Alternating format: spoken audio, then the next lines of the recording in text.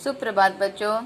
आज मैं क्लास 5 का हिंदी व्याकरण का दूसरा पाठ पढ़ाने जा रही हूँ। आपने पहले वीडियो में भाषा के बारे में जाना। आज मैं आपको बताऊंगी वर्ण के बारे में। वर्ण विचार, फेनोलॉजी।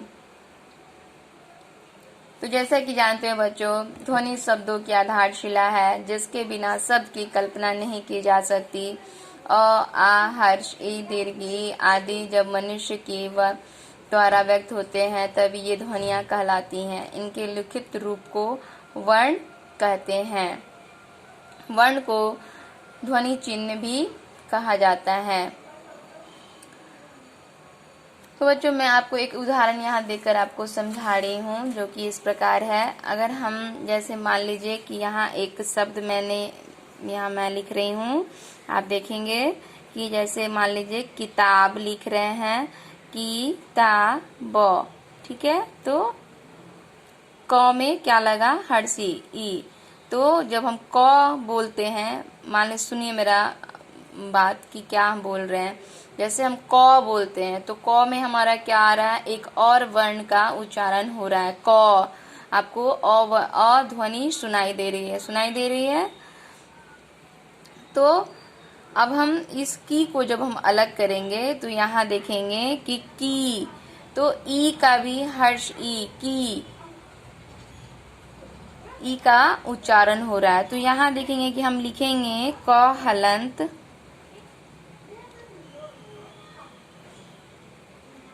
हर्ष ई। क्या लिखेंगे? हर्ष ई। तो ये हमारा ये दोनों मिलकर हमारा क्या बना? की। क्या बना? ये दोनों मिलकर क्या बना? की। तो फिर अब यहाँ अगला देखेंगे ता जब हम लिखेंगे तब ता में हमारा आ का भी उच्चारण सुनाई दे रहा है, आ, ता। तो त लिखने के लिए त के नीचे ये हमारा है हलंत। वर्ण के नीचे हलंत लगाया जाता है। जब वर्ण को अलग किया जाता है तो यहाँ हलंत लगाया जाता है। तो यहाँ हो गया ता। अब देखेंगे कि यहाँ जोड़ दिए त हलंत आ जोड़कर क्या बना हमारा? ता। तो यहाँ अब क्या है बचा? ब। तो ब जब हम लिखेंगे तो ब बोल रहे हैं तो ब में अ का आवाज साउंड जो मुख से आ रहा है, म की ध्वनि सुनाई दे रही है। तो यहाँ हम लिखेंगे ब और यहाँ हलंत लगाएंगे नीचे और तब हम क्या लिखेंगे? ब। तो देखें कि 1 2 3 4 5 6 वर्ण मिलकर हमारा एक शब्द बना यहाँ किताब। तो अब इसका अब और टुकड़ा नहीं किया जा सकता। तो इस प्रकार हम कह सकते हैं कि वर्ण भाषा की सबसे छोटी ध्वनि है जिसके खंड या टुकड़े नहीं किए जा सकते हैं। तो आपको समझ में आया कि वर्ण को कैसे जोड़ कर हमारा शब्द बनता है, और जब वर्ण को अलग करते हैं तो हम कैसे वर्ण के नीचे हलंत लगाकर वर्ण को अलग करते हैं। अब ये किताब मैंने लिखा और किताब का जो वर्ण अलग किए तो अब इसके और भी टुकड़े नहीं किए जा सकते। इस प्रकार हम कह सकते हैं कि वर्ण भाषा की सबसे छोटी ध्वनि है जिसके खंड या टुकड़े नहीं किए जा सकते हैं। अब यहाँ देखेंगे बच्चों कि वर्णमाला की बात करते हैं। तो आपको हम सबसे पहले वर्णमाला के बारे में बताएंगे कि आप लोगों ने वर्णमाला पहले भी पढ़ा होगा, सुना होगा कि वर्णमाला जो है वर्णों के समूह को कहते हैं। वर्ण जो है क्रम में लिखा होता है, अ आ हर्ष ई से लेकर अ से लेकर के पूरे ज्ञ तक जो श्र तक जो होता है ये हमारा वर्णमाला। इसको गिनती करेंगे तो 52 वर्ण होते हैं। तो हिंदी वर्णमाला में कितने वर्ण होते हैं? 52। अब देखेंगे कि हम कह सकते हैं कि वर्णों के व्यवस्थित समूह को वर्णमाला कहते हैं।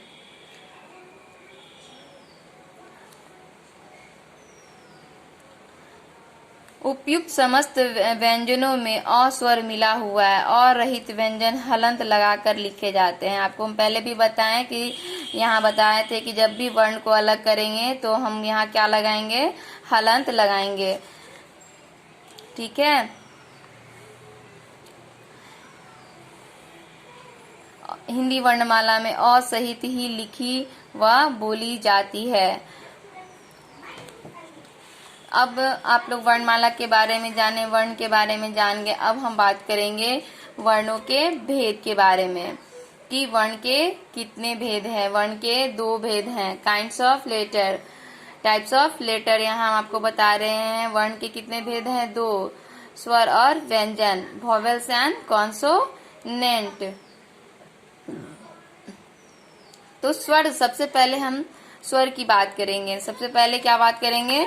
स्वर की। तो हम आपको पहले भी बताएं कि अ से लेकर औ तक, इसको जब हम गिनेंगे तो ये 11 होते हैं, और अ से लेकर के औ तक जो होता है हमारा स्वर होता है। अ से लेकर औ तक क्या होता है? स्वर होता है। और अंग और अ को भी स्वर के साथ लिखा जाता है, लेकिन इसकी गिनती नहीं होती है। अंग और अ को आयोगवाह कहते हैं। अंग और अ को क्या कहते हैं? आयोगवाह। तो अ से लेकर के औ तक जो होता है वो हमारा क्या है? स्वर है। तो स्वर को भी 3 भागों में बांटा गया है। स्वर को कितने भागों में बांटा गया है? 3 भागों में। यहाँ देखेंगे कि ह्रस्व स्वर, दीर्घ स्वर और प्लुत स्वर। तो सबसे पहले हम बात करेंगे ह्रस्व स्वर की। ह्रस्व स्वर जो होता है, जिन स्वरों की उच्चारण में सबसे कम समय लगता है। ह्रस्व स्वर में जब हम उच्चारण करेंगे ह्रस्व स्वर का, तो उसमें बहुत कम समय लगता है। जैसे उ, ई, ड़ी, अ। तो इसमें क्या होता है? कम समय लगा। ह्रस्व स्वर में कम समय लगता है, उन्हें ह्रस्व स्वर कहते हैं। और दीर्घ स्वर में अधिक समय लगता है। स्वर की अपेक्षा उसमें अधिक समय लगता है। जिन स्वरों का उच्चारण करते समय ह्रस्व स्वर से दुगुना समय लगता है, उन्हें दीर्घ स्वर कहते हैं। जैसे आ, औ में क्या लगा? कम समय। और आ जब हम बोले तो थोड़ा ज्यादा समय लगा। दीर्घ ई बोले, दीर्घ ई, तो क्या हुआ? ज्यादा समय लगा। आप सुन रहे होंगे कि जब हम बोल रहे हैं तो ज्यादा समय लग रहा है।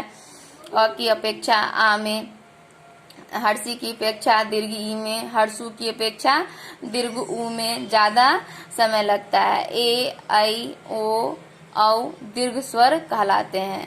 आ से लेकर के औ तक जो क्या होता है? दीर्घ स्वर होता है। इनकी संख्या कितनी होती है? 7। आप देखेंगे यहाँ गिनेंगे, वहाँ 1, 2, 3, 4, 5, 6, 7। आ से लेकर के औ तक जो होता है हमारा दीर्घ स्वर होता है।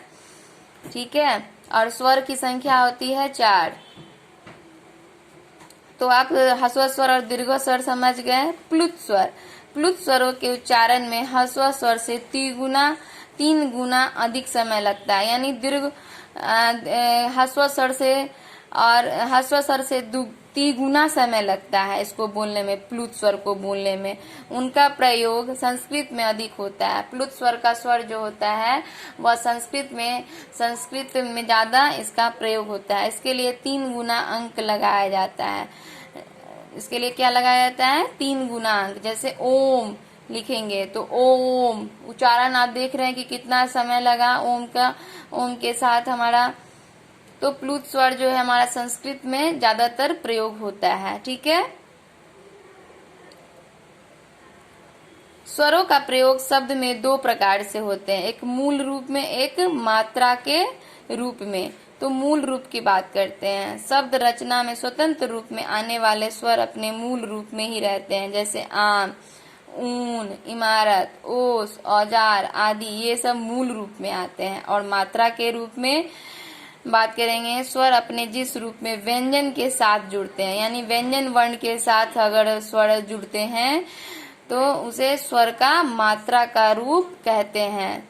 तो आप जाने मूल रूप और मात्रा के रूप। मात्रा के रूप के बारे में बताएंगे हम आपको अगले वीडियो में, आपको मात्रा के बारे में बताएंगे, और आप लोग इसे ध्यान से सुनेंगे, समझेंगे।